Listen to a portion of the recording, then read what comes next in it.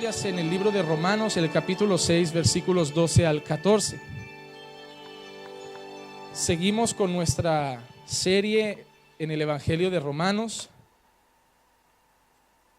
¿Recuerdan que había anunciado que después de Romanos, así dentro de unos 10, 15 años, pues iba a hacer una serie que se llamaría Fieles a Dios bajo presión o Fieles a Dios en el mundo, basado en el libro de Daniel?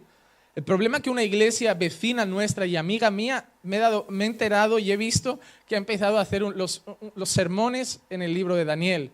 Entonces me ha sentido así. Estuve orando y bueno, después de acabar con Romanos, no quiero que suene mucho a prosperidad ni a victoria, pero vamos a hacer una serie que se llama Los Milagros de Jesús.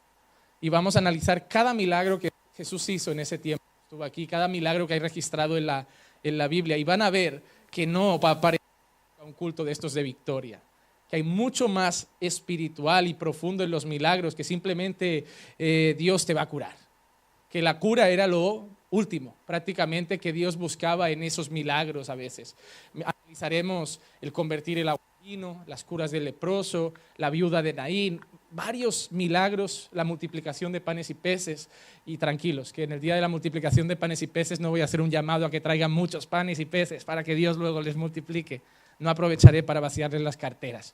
Explicaremos realmente bien lo que significó ese milagro y lo que Dios quería enseñar. Amén. Romanos capítulo 6, versículo 12 al 14, dice así la palabra de Dios. Por tanto, no reine el pecado en vuestro cuerpo mortal, para que no obedezcáis sus lujurias, ni presentéis los miembros de vuestro cuerpo al pecado como instrumentos de iniquidad, sino presentaos vosotros mismos a Dios como vivos de entre los muertos y vuestros miembros a Dios como instrumentos de justicia. Porque el pecado no tendrá dominio sobre vosotros, pues no estáis bajo la ley, sino bajo la gracia. Y repito el versículo 14 porque va a ser el centro del sermón de hoy. Porque el pecado no tendrá dominio sobre vosotros, pues no estáis bajo la ley, sino bajo la gracia. Pueden tomar asiento.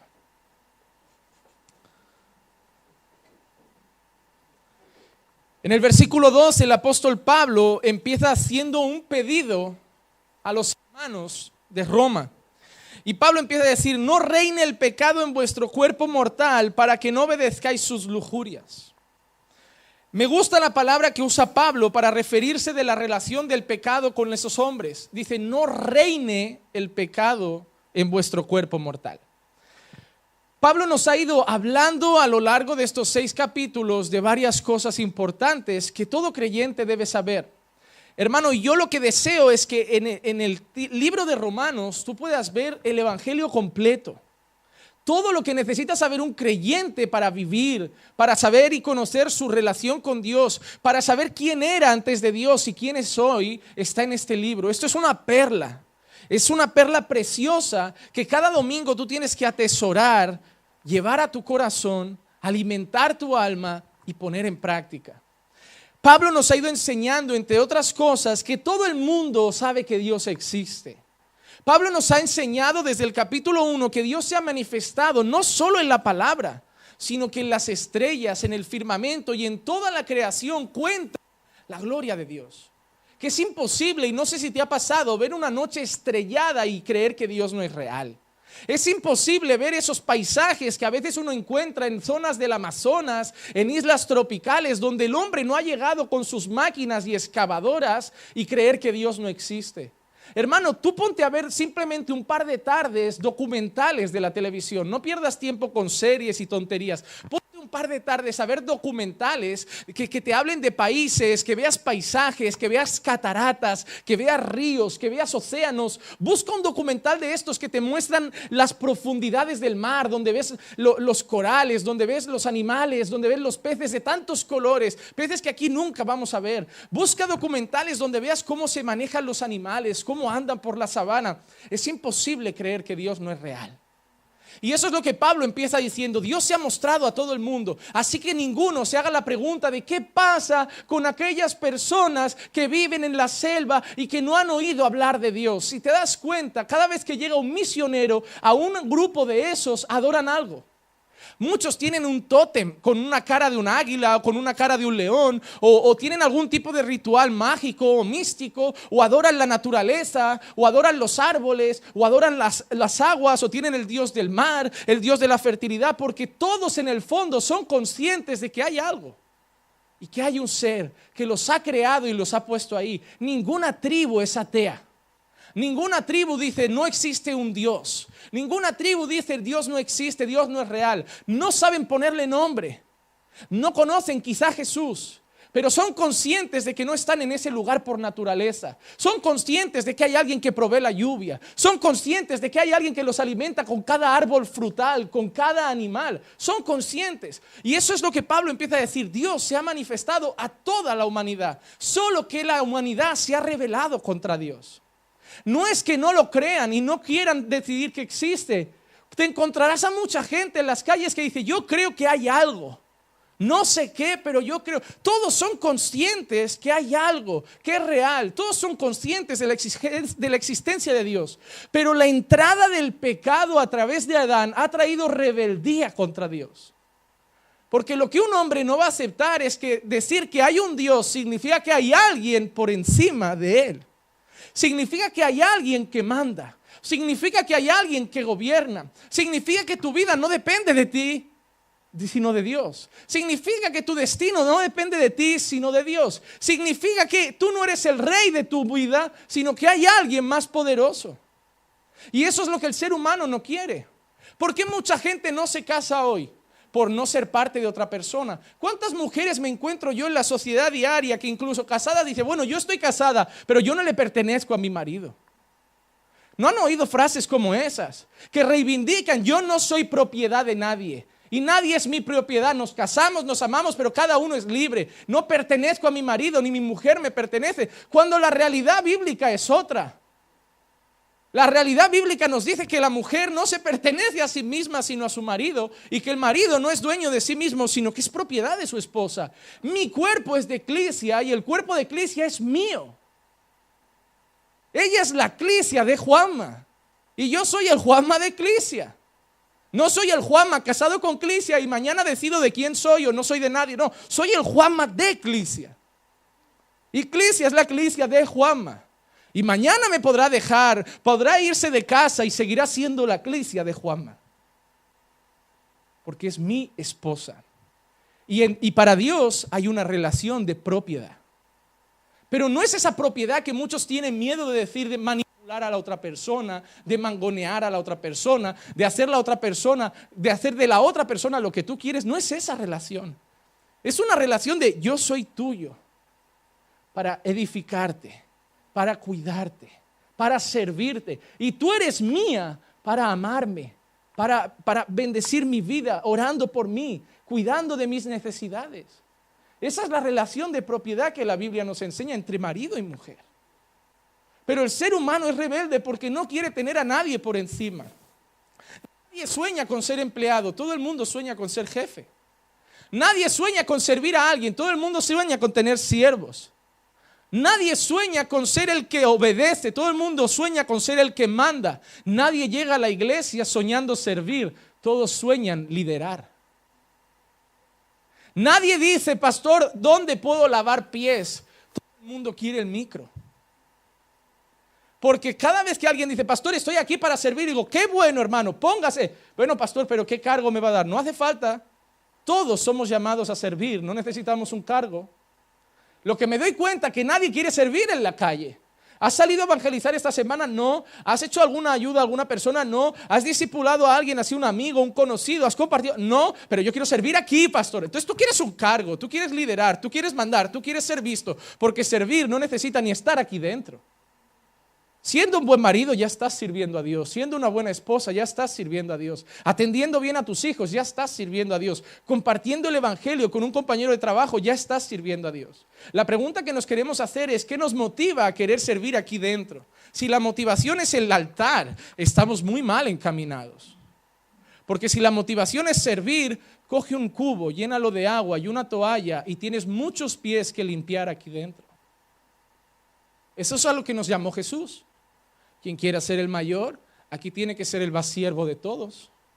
Pero el hombre en su corazón pecaminoso no quiere estar por debajo de nadie. No quiere estar por debajo de nadie. Pablo entonces nos lleva a entender que todos estamos bajo el pecado. Todos somos rebeldes contra Dios, que no hay uno que busque a Dios, no hay nadie que haga lo bueno, nadie quiere a Dios. Y al final Pablo concluye en Romanos 3:23, todos pecamos y todos estamos destituidos de la gloria de Dios. Hasta tu abuela, que era tan tierna, que cuidaba tanto, si no era creyente, se rebelaba contra Dios, porque ella era buena según su idea de lo que tenía que ser, pero sin contar con Dios para nada, confiando en sí misma y en su propia bondad, no reconociendo que era una pecadora miserable y diciendo, no, yo soy una buena mujer. No, esa mujer se tiene que haber ido al cielo. Sin Cristo no, sin arrepentimiento no, y sin conversión no, por muy santa que pareciera la señora en esta tierra. Todos tenemos esa abuela que parecía una santa, pero que sin Cristo el destino era el infierno, porque nadie se salva por ser bueno. La Biblia también dice, no hay ni uno bueno. Fue el propio Jesús que ese joven llegó a Jesús y le dijo, maestro bueno, ¿a quién llamas bueno? Jesús dijo, solo hay uno bueno y es Dios. Jesús mismo en esa naturaleza de hombre le estaba diciendo, como hombre no hay nadie bueno, quiero dejártelo claro, solo Dios es bueno. Entonces Pablo empieza a ponernos frente al pecado y nos deja mal, porque nos deja perdidos, nos deja sin esperanza. Entonces, si soy un pecador, si todo lo que hablo son trapos de inmundicia para Dios, si no hay manera de salvarme, ¿cómo voy a heredar el reino de los cielos? Es cuando Pablo entra con la gracia de Dios y dice, primero entiende que eres un miserable y ahora entiende que hay alguien justo, bueno y perfecto que lo ha hecho bien por ti y solo tienes que creer en Él. Solo tienes que creer en Él. Esa es la gran noticia. Jesús vivió tu vida y murió tu muerte para que tú heredes ahora la vida que Él ganó. Algo que no te mereces. Esa es la gran noticia. Por eso somos gratos. Porque yo sé que soy un miserable y que nunca me podría ganar el cielo. Y yo quiero que eso lo tengas claro en tu corazón, hermano. Tú no mereces el cielo. Tú no mereces ser salvo. Te lo han dado por gracia. Es un regalo de Dios. Yo ya lo he explicado aquí. Creer que lo mereces porque no, yo me estoy portando bien, yo obedezco los mandamientos. Hacer eso lo único que muestra es que eres un fariseo, un religioso, y eso te está volviendo soberbio, orgulloso, y probablemente no heredes el reino de los cielos, porque Dios resiste a los soberbios y da gracia a los humildes. ¿Y quién es más humilde que se pone delante de Dios y dice, Señor, si entro en el cielo es por ti, porque yo soy un pecador miserable que nada merezco de un ser tan puro? Pablo empieza a presentar la mayor palabra que ha fundado el cristianismo y es gracia. El cristianismo es la única religión que cree en gracia. Mormones, obras. Testigos de Jehová, obras. Adventistas, obras. Hablan de gracia, pero al final incluyen obras como obligatorio. Católicos, obras. Para un católico, si tu hijo no está bautizado, si no ha hecho la comunión, se va derecho al infierno. Por eso ves a muchos católicos que corren en el último momento a dar la extrema unción, a hacer un bautismo en el hospital rápido, porque ellos creen que hay que seguir un protocolo. Obras. Judíos, obras. Musulmanes, obras. Los budistas, que parecen espirituales, obras. Ellos creen en reencarnación. Ellos creen que depende de lo que te comportes aquí, te toca algo el día de mañana en tu próxima vida. Obras, obras, obras, obras. Creando corazones preocupados, angustiados. Me lo tengo que ganar, lo tengo que conseguir, lo tengo que hacer bien. Si no me voy a perder, viven con miedo. Temen a Dios, pero no temor reverente, temor de miedo. No se van a salvar por amor a Dios, se van a salvar a lo mejor por miedo al destino, al infierno en sus cabezas. Tienen miedo a irse al infierno y por eso quieren obedecer. Y por eso cada vez que pecan dicen, ay, arrepiéntete rápido, que si no, si Jesús viene hoy y acabas de decir una mentira, te vas al infierno. No, perdóname, ni se arrepienten, ni razonan, lo hacen todo por miedo. ¿Cuántas veces no he escuchado a algún pastor que tú cometes un error y dice, hermano, ¿y si Jesús viene ahora? No sé, yo no puedo vivir con ese temor de ¿y si Jesús me pilla hoy en un mal día? Imagínate que se me cruza un coche por la carretera y se me llena el corazón de rabia por un momento y me viene el pastor al lado. Arrepiéntete, que si Jesús viene ahora y te das y te estrellas, ¿de qué vale haber ido a la iglesia? ¿De qué vale haber creído? Te vas derecho al infierno. Viven con miedo. No, es por gracia. Si Jesús viene ahora, me va a decir, vaya manera de acabar el día. Vaya manera de llegar aquí. Tu última palabra fue pedazo de... ama. Pero venga, entra, porque toda tu confianza no estaba en tus méritos, estaba en mí. Y si hubieras estado vivo un día más, seguramente hubieras ido a la esquina de tu habitación llorando y diciendo, Señor, no quiero seguir siendo así, no quiero fallarte, no quiero hablar de esta manera, no quiero tener ese corazón. Porque el creyente peca, pero es la persona que se siente peor cuando peca. El creyente sufre, se siente sucio, se va a la ducha, se empieza a bañar y dice, no, pero me gustaría bañarme por dentro, me siento un miserable. ¿Por qué le he hablado así a mi esposa? ¿Por qué he hablado mal del hermano? Yo, mira que dije, no voy a quedar con los hermanos para tomar un café. Juanma, no hables de nadie que no esté presente, no hables de nadie que no esté presente. Y me he liado y he acabado otra vez y lo pasa mal. Nos pasa, pero sufrimos. Esa es la vida del creyente. No sufro porque tengo miedo de irme al infierno, sufro porque me voy a ir al cielo y quiero honrar esa salvación. Quiero agradar a Dios en esa salvación que me ha regalado y quiero vivir de una manera agradable a Él. Quiero ser más como Cristo y quiero luchar contra el pecado que me está atacando constantemente. Pablo está diciendo, no reine el pecado sobre vuestro cuerpo mortal. Piensen que Pablo ha hablado de gracia, ha hablado de fe. Y como leímos al principio, que volveremos a leerlo la semana que viene, no la otra, Pablo empezó preguntando, pero espérenme, que yo hable de gracia no significa que sean libres para hacer lo que les dé la gana. ¿Te acuerdas cuando Pablo dice, pecaremos porque estamos en la gracia? Y él dice, de ningún modo. Si hemos muerto al pecado, ¿cómo vamos todavía a practicarlo? ¿Cómo vamos todavía a estar sumergidos en él? Si ya hemos muerto a ese enemigo y ese villano que es el pecado. Porque hermano, déjame recordarte algo, tu enemigo no es el espíritu de mentira. Tu enemigo no es el espíritu de seducción. Tu enemigo no es el espíritu de lujuria. Tu enemigo no es el espíritu de orgullo. No es que eres orgulloso, se llama así. Es que eres un lascivo, es que eres un mentiroso. No es un espíritu, es un pecado. Está en tu naturaleza y tienes que luchar contra eso. No buscando un pastor que te haga liberación, sino buscando el trono de la gracia, de donde el único lugar donde vamos a encontrar verdadera libertad. Hermano, no hay ningún pastor que poniendo la mano en tu cabeza te libre de tus males. No somos chamanes. Voy a comprarme un puro, un buen aguardiente y voy a hacerte así con el humo y escupirte aguardiente y matamos un pollo y te vas a ir igual a casa. No hay ritual ni hechicería que te libre de lo que solo Dios puede librarte. Una mano en la cabeza no puede arrancar un pecado del corazón. Y el pecado no se vence con las oraciones de los otros, se vence con nuestra vida de oración con Dios. En el único lugar donde vamos a encontrar libertad es Cristo. La Biblia no dice, conoceréis a Juanma y Juanma os hará libres. No, dice, conoceréis la verdad y la verdad os hará libres. La Biblia no dice, el que conoce a Juan, si Juan os libertare verdaderamente seréis libres. No, la Biblia dice, si el Hijo os libertare verdaderamente seréis libres. Hermano, el único que es el camino es Él, el único que es la vida es Él, el único que rompe cadenas es Él, el único que hace libres es Él, el único que trae paz es Él, el único que trae gozo es Él. Por eso a Él, por Él y para Él son todas las cosas, por eso a Él la gloria y no al pastor que está ungido y no al pastor que es poderoso y no al pastor que es usado, no es a Él. El pastor es simplemente una voz en el desierto como Juan Bautista, que te muestra el camino a quién, a aquel, al Cordero que vino a quitar el pecado del mundo. Juan Bautista era el capo del desierto.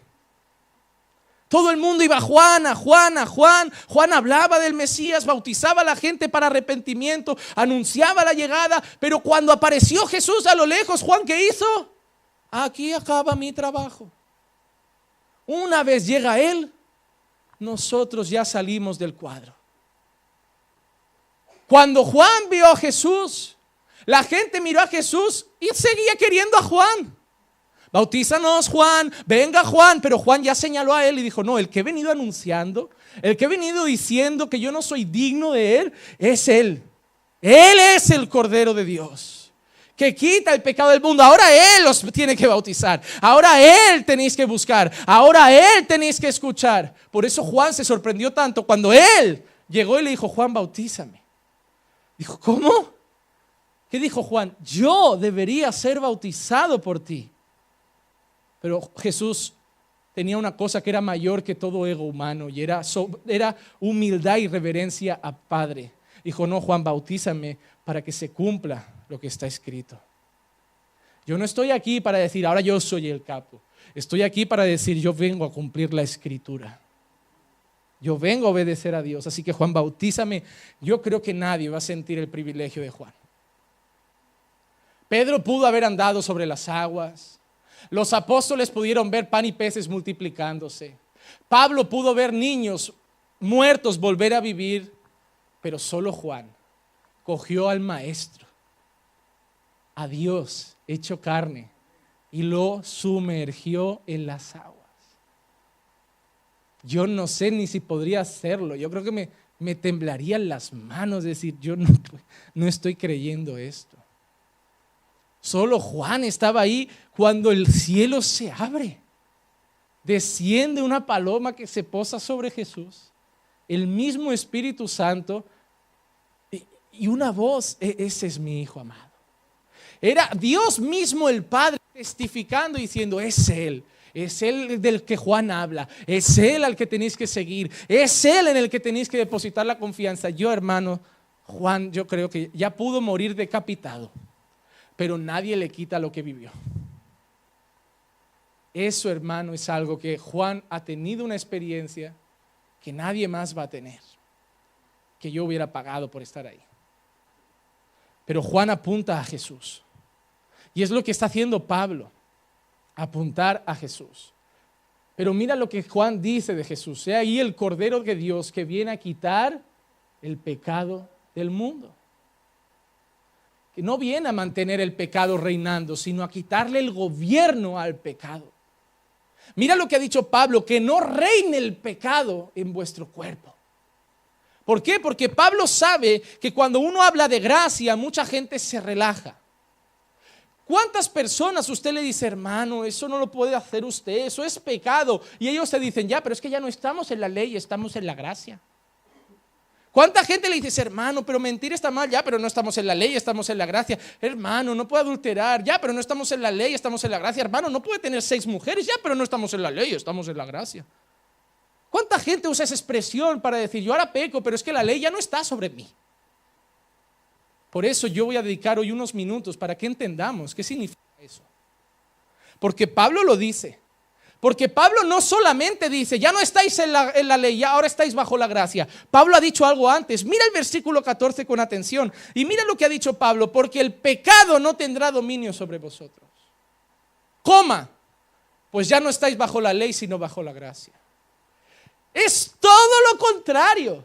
Hermano, ¿por qué pecas? Porque ya no estoy bajo la ley. Precisamente Pablo ha dicho que si estás bajo la gracia, el pecado ya no te domina. No que puedes pecar, sino que ya no eres esclavo del pecado. Resumen rápido, todos nosotros nacemos esclavos del pecado. Lo que el ser humano cree que es libertad es una falsa libertad. Él no puede obedecer a Dios. Automáticamente nunca van a hacer del corazón de ningún ser humano levantarse y cumplir la ley de Dios. No puede hacerlo. Por eso las religiones que hablan de ley son pesadas, porque te están diciendo, no tienes que obedecer esto para ser salvo. Y el ser humano pecador se encuentra con un montón de normas que no consigue cumplir, porque su naturaleza no le deja, porque es esclavo del pecado. ¿Cuántas veces llegan mensajes a mí, a las redes sociales o al teléfono de, pastor, no puedo dejar de fornicar, no puedo dejar de mentir, no puedo, pastor, pero yo voy a la iglesia y yo intento y yo lucho, pero no puedo? Y digo, pero deja de intentarlo tú, no lo vas a conseguir. Por eso muchos de ustedes llevan muchos años luchando contra los mismos pecados, porque quieren dejarlo ustedes, quieren luchar ustedes, quieren quitárselo ustedes. Dejen de confiar en sus fuerzas. No van a cambiar.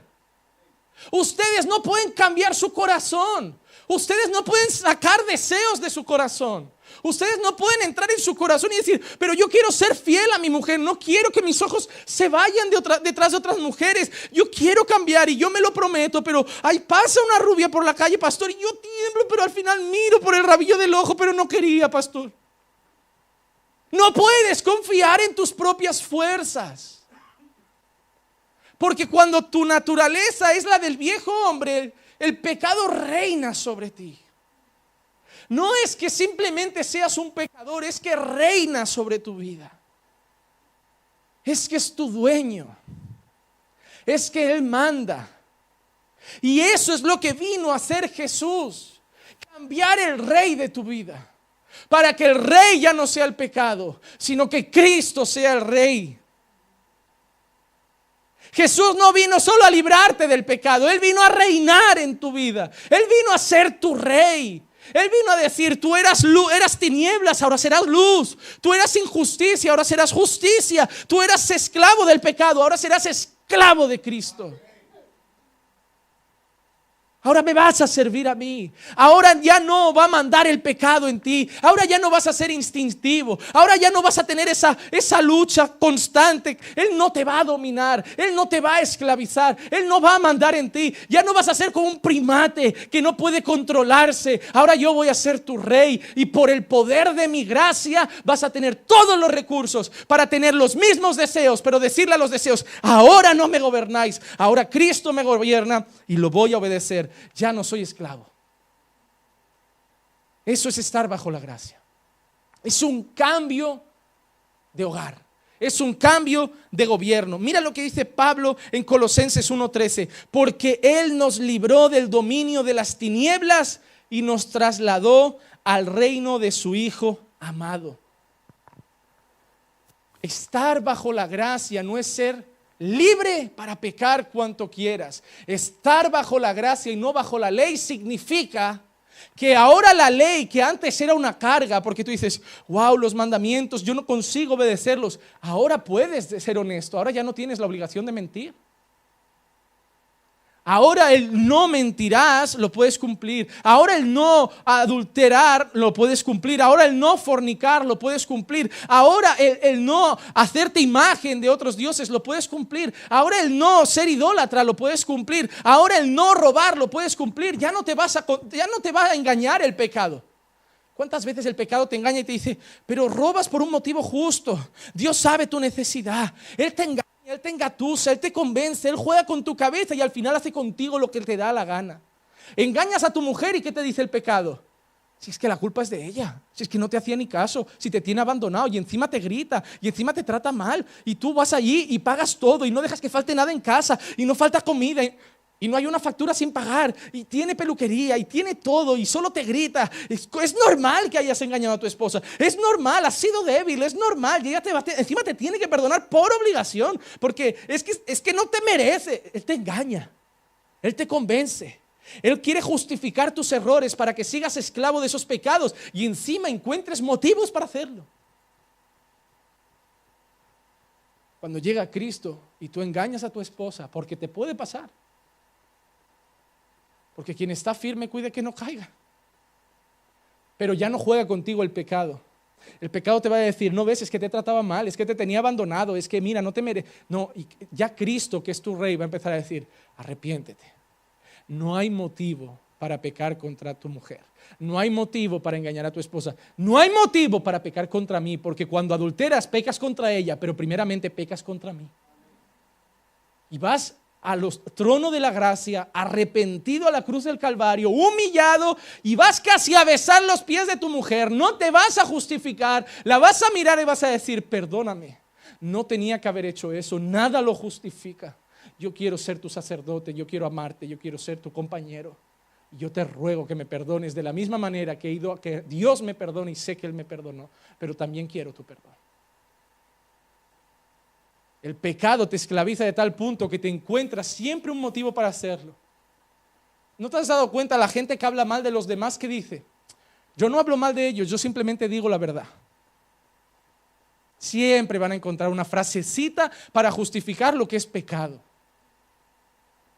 Yo no miento, yo mito la verdad.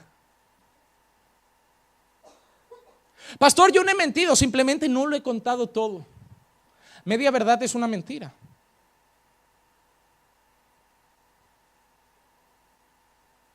Pastor, yo soy honesto. No, eso es pecado. Tú eres orgulloso, tú eres soberbio.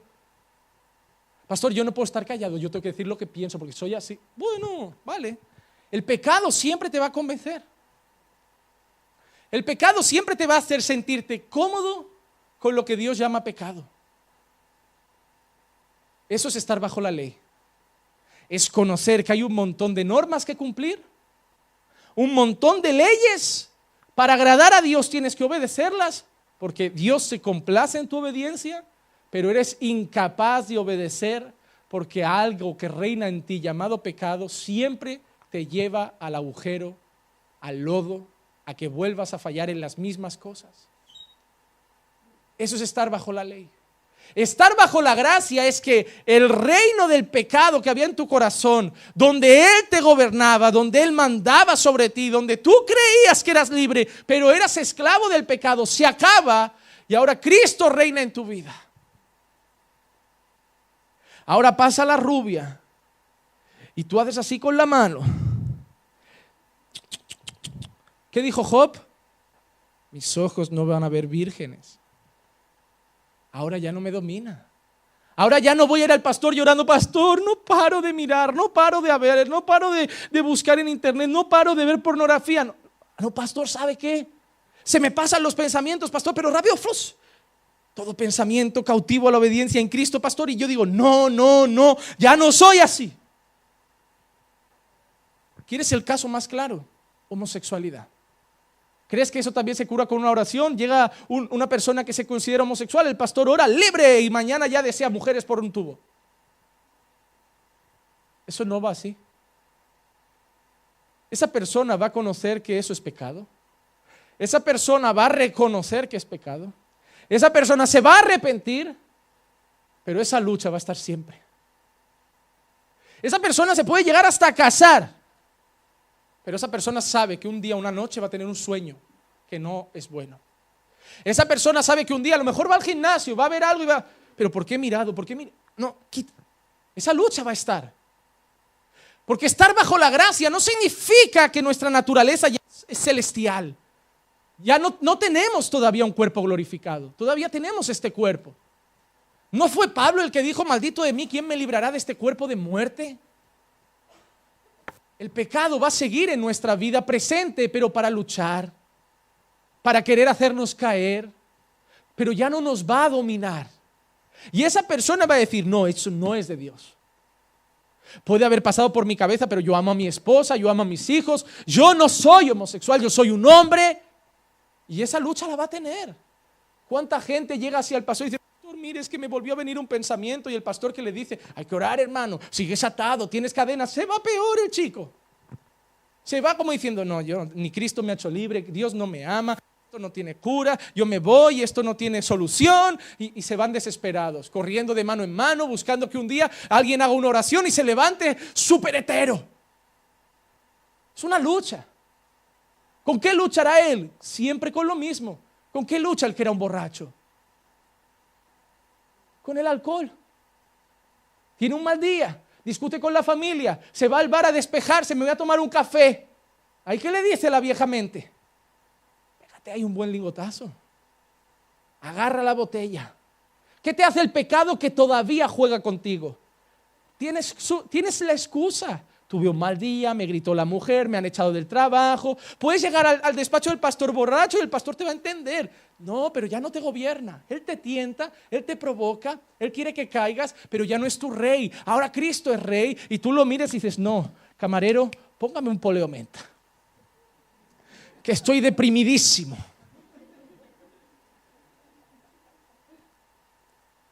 Cuando me viene gente y me dice, pastor, llevo ya 10 años como creyente, pero tengo esta lucha, este pecado que caigo, y le digo, no, llevas 10 años en la iglesia, pero quien practica el pecado es del diablo. ¿Cómo? Y esa persona no me escribe más. Pero es una realidad bíblica, el creyente no es esclavo del pecado. El creyente tropieza, el creyente cae, el creyente se equivoca, pero el creyente no está en paz ahí.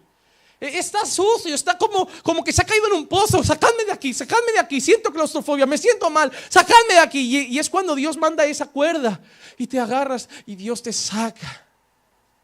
Y vuelves a respirar. Y te tiras como 3 semanas sintiéndote sucio, que vienes a la iglesia y te sientes un impostor. Ese sentimiento de culpa es tremendo y es maravilloso y no es malo. Y si hoy estás aquí sintiéndote ese miserable impostor, gloria a Dios que estás. Porque más preocupante es el que lo ha hecho y está aquí con paz, aun habiendo pecado. Sentirte mal es una de las cosas más buenas que te puede pasar siendo creyente. ¿Qué determinó que Pedro era un verdadero creyente? Después de negar a Jesús 3 veces, dice la palabra que Pedro lo miró y lloró amargamente. La mayor prueba de que el Espíritu Santo está obrando en nosotros, la mayor prueba de que Dios está obrando en tu corazón, no es que eres perfecto, es que te pones triste cuando fallas. Si tú eres de esos que dicen, pero yo soy así, la culpa es de los otros, yo hablo mal de él porque él habló mal de mí, yo lo critico porque él me criticó, hay siempre uno justificado, ha hablado mal de él, bueno, pero tú has fornicado, pero tú has mentido, todo el mundo tiene algo, hermano. Dejen la piedra ya en el suelo. En el nombre de Jesús, dejen hoy la piedra en el suelo del juicio y extiendan la mano de Jesús de misericordia. Levanten al caído. ¿Saben por qué? Porque mañana va a ser usted y mañana voy a ser yo. Cuando yo mañana peque, ¿qué van a hacer conmigo? ¿Me van a destituir? No, me van a sentar, porque un tiempo necesitaré ser trabajado por el Espíritu. Me sentiré un miserable, indigno, y me costará horrores volver a subir. Pero ¿cuál será el trabajo de mi congregación? Pastor, vamos a orar. Tiene que volver ahí, pastor. Tiene que volver ahí, pastor. Ese es su lugar, pastor. Y me van a restaurar y me van a extender la mano. Y un día, después de meses o años, me volverán a poner aquí y dirán, ahora vuelve a casa. Ese es su sitio. Vuelva a darnos palabra. Porque es pastor, pero es humano. Y lo mismo hay que hacer con cada uno de ustedes. Cuando Pablo dice que estamos bajo la gracia y no bajo la ley, es que podemos fallar, pero ya no somos esclavos del pecado. ¿Qué dice el 14? El pecado ya no tendrá dominio sobre vosotros. Hermano, el pecado ya no manda en ti. Y déjame darte una noticia: si manda en ti, no eres creyente. Y no es para que te vayas de la iglesia, es para que hoy busques a Dios como cualquier persona en su primer día, te arrepientas y digas, Señor, sálvame, porque creía que era, pero no soy. Porque las ovejas caen en el lodo, pero solo los cerdos se revuelcan en él. Esa es la oración nuestra: Señor, sálvame de mí mismo y del pecado. No sálvame de mis enemigos. No sálvame de los que me persiguen. No sálvame de los que hablan mal de mí. No, sálvame de mí mismo y de mi maldad. Te voy a confesar algo, hermano. ¿Sabes quién ha sido el que más daño ha hecho a mi matrimonio? El diablo. Yo. Las noches que he tenido tensión con mi esposa, que a lo mejor he dormido en el sofá, no estaba Satanás en la sala, estaba yo. No fue Satanás quien gritó, fui yo. No fue Satanás quien dijo lo que no tenía que decir, fui yo. Y no fue Satanás quien rompió el corazón de mi esposa, fui yo. Por eso no puedo esperar que sea Satanás el que vaya a arrepentirse, tengo que ir yo. Dejen de creer que sus luchas son contra demonios. Ah, pastor, sí, tenemos lucha, no contra sangre, no contra carne, sino con principados, potestades y huestes. Sí, están ahí, que van a querer hacer tropezar. Pero si es de Cristo, aquel que es de Cristo, el enemigo no lo toca. Ellos no pueden hacer nada. Solo pueden tentarte, provocarte, hacerte caer, comerte a veces incluso la cabeza, pero no gobiernan en tu vida. Tu lucha está con el bicho que llevas dentro. Yo siempre he dicho que todo creyente es como Dr. Jekyll y Mr. Hyde. Somos esa doble naturaleza esquizofrénica perdida que hoy está en paz y mañana alterada. Tenemos una guerra y es contra nosotros. Y por eso te hago el aviso que ha hecho Marcos. Ven a las oraciones, ven a los estudios, ten comunión con la iglesia, porque tienes una guerra muy fuerte contra ti mismo y entre todos se pelea mucho mejor. La gente que dice, no, voy a estar un tiempo, ahora necesito un tiempo solo, yo solo con Dios, esa gente va de mal en peor. La soledad no entra en el plan de Dios. La soledad no cura, la soledad no restaura, mejor son dos que uno. Porque si ese que se quiere restaurar solo cae, ¿quién lo levantará? El Señor, ¿no? Dios ha dicho que mejor dos que uno, porque si uno cae, el otro lo restaura, no que Dios lo restaura. El otro, ¿sabes por qué? Porque Dios usa gente para hacer cosas. ¿Cómo Dios salva a pecadores? Mediante la predicación de la palabra. ¿Y quién lo hace? Su iglesia. ¿Cómo Dios a veces opera en corazones quebrantados? Mediante la oración de un hombre. ¿Cuántas veces no has sentido el consuelo de Dios por el abrazo de un hermano? ¿Cuántas veces no has sentido el ánimo y las palabras de esperanza de parte de Dios, pero que las ha dicho un hermano que tú has dicho, wow, has visto lo que necesitaba oír hoy? Porque Dios opera a través de su pueblo. ¿Cómo Dios te está edificando cada semana sino a través de tus pastores, de tus maestros? Dios usa gente para hacer cosas. Por eso no podemos estar solos. Porque lo que Dios va a usar para restaurarme, para fortalecerme, para levantarme es su pueblo, su iglesia. Estar bajo la gracia y no bajo la ley significa ser libre del pecado y no ser libre para pecar. Si tú crees que estar bajo la gracia y no bajo la ley, como muchos dicen, es poder vivir como quieras porque la ley ya no te condena, es cierto que la ley ya no te condena, pero no te condena no porque no exista. La ley de Dios es perfecta, la ley de Dios es buena, la ley de Dios es recta y la ley de Dios es eterna. La ley de Dios no ha desaparecido del mapa. Así que deja de regalar a todo el mundo nuevos testamentos y arranques el Antiguo Testamento como si ya no fuera necesario. No hay blasfemia más grande que hayan hecho las librerías evangélicas que es vender Nuevo Testamento sin el Antiguo, porque toda la palabra es inspirada por Dios. ¿Y cómo van a saber que son pecadores si no saben lo que es pecado? Y el pecado lo sabemos mediante la ley. Yo sé que mentir es pecado porque la ley dice que no mentirás. No puedo darle solo el Nuevo Testamento como contándoles solo la historia bonita, sin contarles el drama que había primero. No, mira el Nuevo Testamento, léete los evangelios, nada más importa. No, todo importa porque lo que le da sentido a los evangelios, lo que le da sentido a la gracia y a la salvación es el Antiguo Testamento, que cuando tú lo lees dices, estoy perdido. Además de que entiendes que el pueblo de Dios siempre ha sido igual de miserable. Ahora que estamos viendo Éxodo, ¿qué estamos viendo, iglesia? Un pueblo que constantemente falla a Dios, que los ha sacado de Egipto, que eran esclavos, que los ha hecho libres y solo reclaman, solo murmuran, solo se quejan, son ingratos, no se conforman con nada.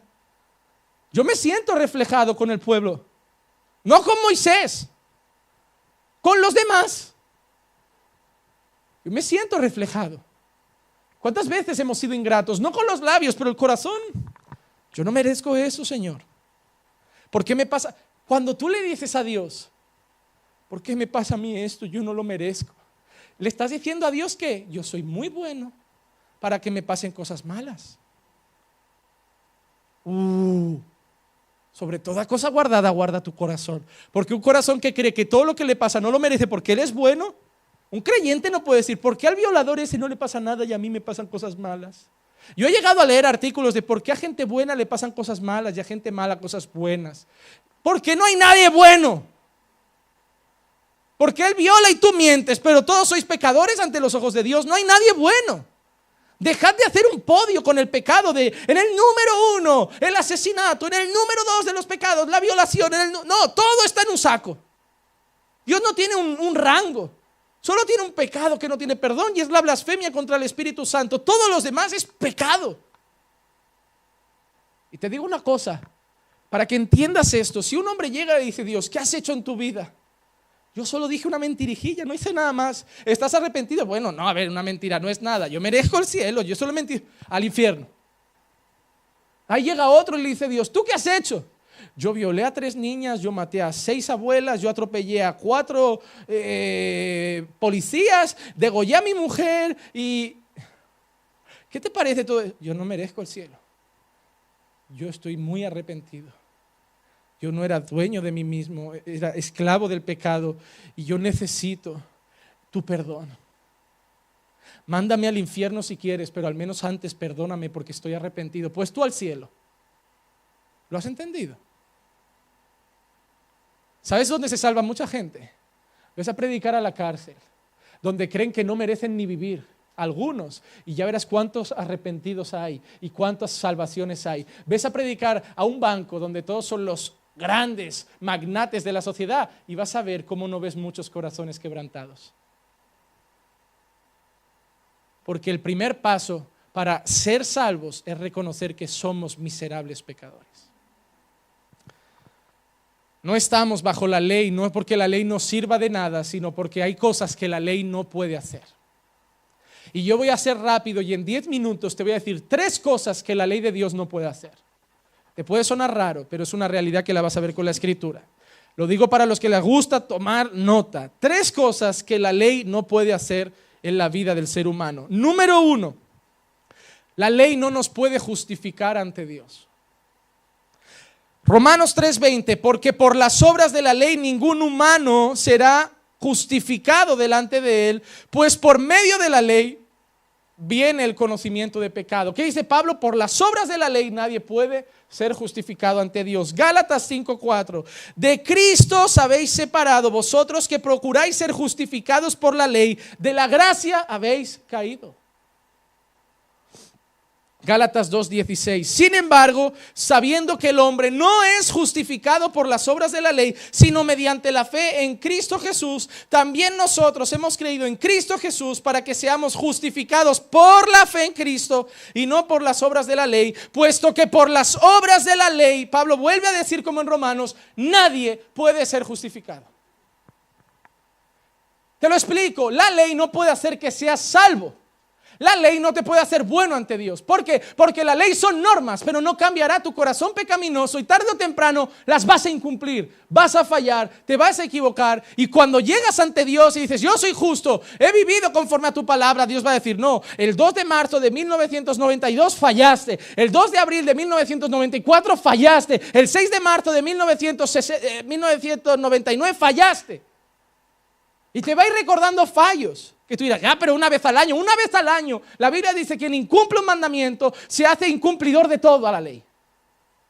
La ley no te puede justificar. La primera cosa que hace la gracia y que no hace la ley es hacerte justo ante Dios. Somos salvos por gracia mediante la fe y no por las obras de la ley. Ninguno que procure llegar al cielo por su propio mérito será salvo. Porque te vas a equivocar, aun siendo creyente. ¿Cuántos de aquí son creyentes y han pecado contra Dios? Se levanten la mano, siendo creyentes.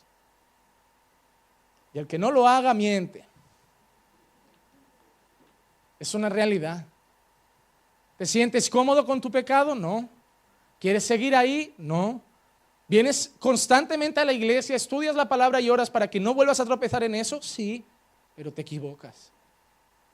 Y no te hablo de atracar un banco, de violar a un niño, de asesinar a Rajoy para ver si mejora el país. No te hablo de esos crímenes. Te hablo simplemente de irarte contra alguien y tú decir, algo que antes decías, pero eso no es pecado, es una tontería, ahora te pone triste. ¿Sabes qué es lo que te hace sentir que maduras en la fe?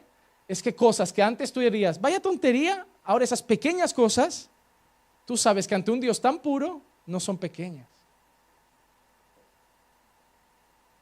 A mí me ha pasado preguntarme a alguien de una persona que no está presente y yo decir, ya, pero es que esa persona es así, así. Y yo pensar, yo no he sacado el tema, pero me han preguntado. Pero luego ir en el coche y decir, pero ¿quién eres tú para hablar de alguien que no está presente? Si quieres opinar, ves y habla con él.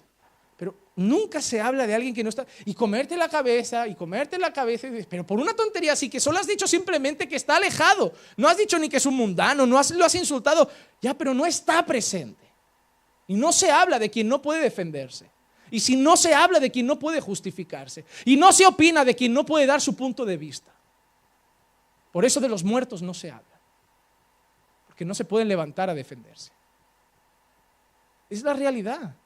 Dices, pero vaya tontería. Esa tontería a un creyente le ha quitado 2 horas, 2 días de sueño. Le ha quitado la paz por la noche. Y ha provocado que llame incluso al hermano y decir, hermano, no estabas, pero por si te llega, yo comenté esto, yo dije esto, perdóname. Y tú dices, tanto rollo por un... Eso es lo que hace la madurez en la fe.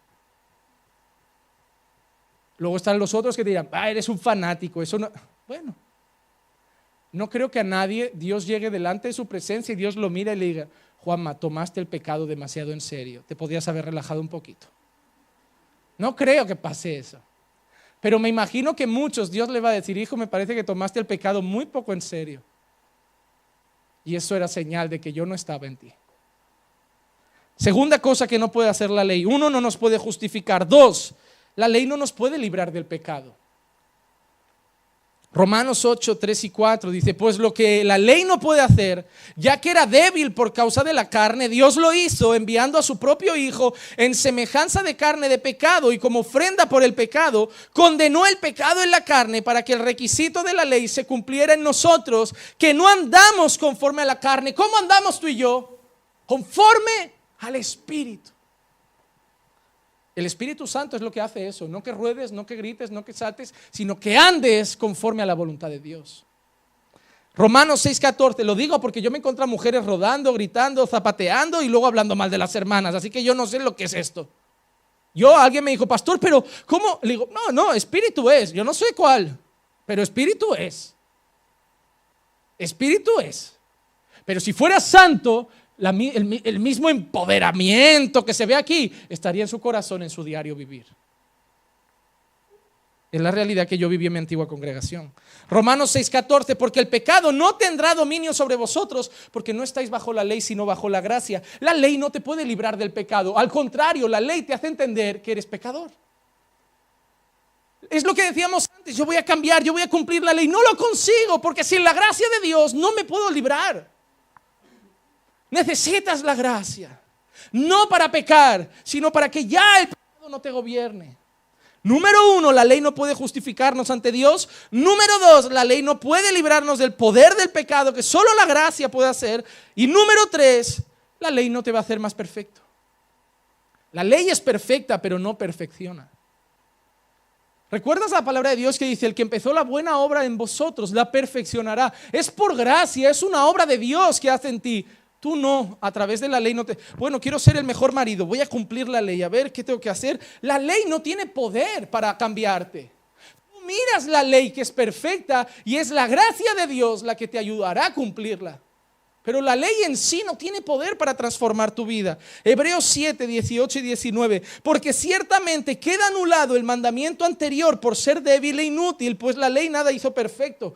Cuando tú lees Hebreos, parece que el autor de Hebreos odia la ley. Te lo digo porque habla de cosas como esta: débil, inútil. Pues la ley nada hizo perfecto. Solo decirte que el pueblo que recibió la ley fue un pueblo que pecó constantemente contra ella. De nada les sirvió que Dios le diera las tablas. Y de nada te sirve a ti conocer los mandamientos si por la gracia de Dios no vas a poder cumplirlos. Necesitas la gracia. Y se introduce una mejor esperanza mediante la cual nos acercamos a Dios. Gálatas 3, 2 y 3 dice: esto es lo único que quiero averiguar de vosotros. ¿Recibisteis el Espíritu por la obra de la ley o por el oír con fe? Tan insensatos sois, habiendo comenzado por el Espíritu, vais a terminar ahora por la carne. Eso es lo que me preocupa de mucha gente de la iglesia. Llegan a la iglesia, se sienten miserables por el Espíritu Santo, son salvos, reciben un nuevo corazón y una vez son salvos, cogen la ley y se vuelven fariseos. Decir, bueno, Él me ha salvado, pero ahora depende de mí mantener mi salvación. ¿Cómo? Yo conozco así de gente así.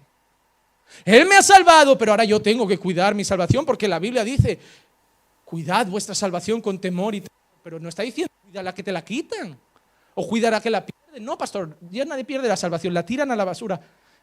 Mira, si tú coges un texto bíblico que dice eso, yo voy a coger otro que dice otra cosa y vamos a hacer un debate y te vas a decir, ¿se contradice la Biblia? No, todo es complementario. Tú dices, pastor, la Biblia dice que tenemos que cuidar la salvación con temor y temblor, y yo te digo, amén. Pero no porque la vayas a perder, porque no sigue diciendo eso. Tú has sido salvo, es el mayor regalo que te han dado, y lo que te está diciendo que por la gracia de Dios, cuídalo. No que te lo vayan a quitar. Toda la Biblia es complementaria, no contradictoria. Tu mente y la mía pueden contradecirse. La palabra de Dios es perfecta. Que tú y yo no la entendamos no nos da derecho a decir, se contradice. No, tú eres tonto y limitado y no la entiendes, pero no se contradice. Es perfecta. Oremos para que Dios nos dé gracia para entender lo que hoy llamamos contradicciones. Y te digo yo que si oras, quien pide sabiduría, Dios la da. Y Dios te va a dar la capacidad de decir, no, pero mira, si uno esto con, todo tiene sentido. Aquí dice que el que persevera hasta el fin, ese será salvo. Claro, me dice que tengo que perseverar, pero también dice aquí que Dios pone el querer como el hacer. Claro, entonces yo persevero, pero no es por mí, sino por Él. Entonces, claro, es Él y no yo. Y empiezas a entender todo. Dices, no se contradice. No es que me mande dos cosas, es que todo está unida. La Biblia es un puzzle. Y solo por la gracia de Dios vas a conseguir montarlo. Llévate este mensaje hoy a casa. No estás bajo la ley, estás bajo la gracia. Porque la ley no podía hacer nada en ti, pero la gracia de Dios te ha hecho libre del pecado. El pecado ya no manda en tu vida, no te dejes engañar. Mañana lunes vas a ir a tu trabajo, cuando vengan tentaciones, cuando vengan momentos tensos, cuando tu marido o tu mujer te provoque para pincharte. Porque sabemos dónde dar a nuestras... Lo bueno de estar casado es que sabes qué decir para alterarla. Lo que otro dice, quiero pinchar a fulano, pero no conozco con la mujer, dice, toco a su padre y peta por todos lados. Cuando tu marido te pinche, porque se puede equivocar, o tu hijo te conteste. Cuando alguien se equivoque, cuando el pecado te tiente, cuando el pecado llame a tu puerta, porque va a llamarte. Cuando te llegue el compañero de trabajo y te diga, tómate un chupito que el lunes, la mejor manera de empezar la semana es con fuerza. Te va a llamar. Y no tienes que responder, sal de aquí, Satanás. No es Satanás. Es el pecado, y si te está tentando es porque cada uno es tentando de su propia concupiscencia.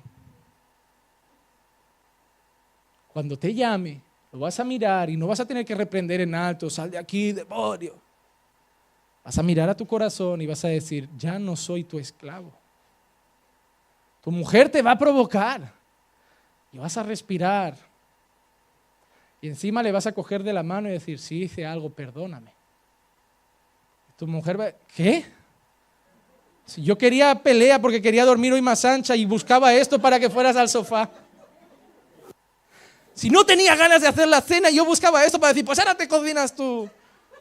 Pues amor, si quieres cocino yo. Y si lo que deseas es dormir sola, aunque a mí me pese porque tu compañía es lo más grato que Dios me ha dado, yo me voy al sofá. Pero no te alteres. Recuerda que yo te amo. ¡Ay, la desmontaste, hermano! Al contrario, ya no vas al sofá, sino que hay fuegos artificiales esa noche.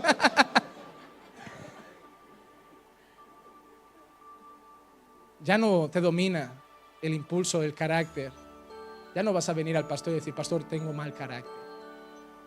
No vas a decir, pastor, Dios me ha hecho libre. Ya no estoy bajo la ley, pastor. Ya no son solo normas que no puedo cumplir. Ahora la gracia me da el poder para poder obedecer. Es decir, pincharme lo que queráis. Pero el gozo y la paz que tengo en Cristo no me la vais a quitar. Pero pastor, haga el mal con bien. Pero pastor, me maldicen, bendícelos. Pero pastor, hablan mal de mí, ora por ellos. Pero pastor, me odian, entonces me voy tú ámalos. Pastor, pero voy y no me saludan, ves tú y abrázalo con fuerza.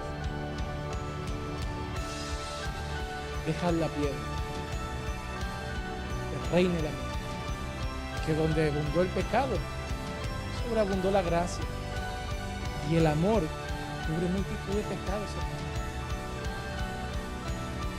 Estar en la gracia es que ya no me voy a pelear con mis hermanos, ya no me voy a pelear con mi marido, no me voy a pelear con el mundo, la sociedad, no voy a usar las redes sociales para hablar de política, de fútbol, de tonterías. Es que voy a ser íntegro, voy a vivir conforme a la voluntad de Dios, porque la gracia me da el poder y la capacidad de ser como Cristo en esta tierra, y estar bajo la gracia me permite levantar mis manos y decir, yo ahora soy luz y sal para este mundo.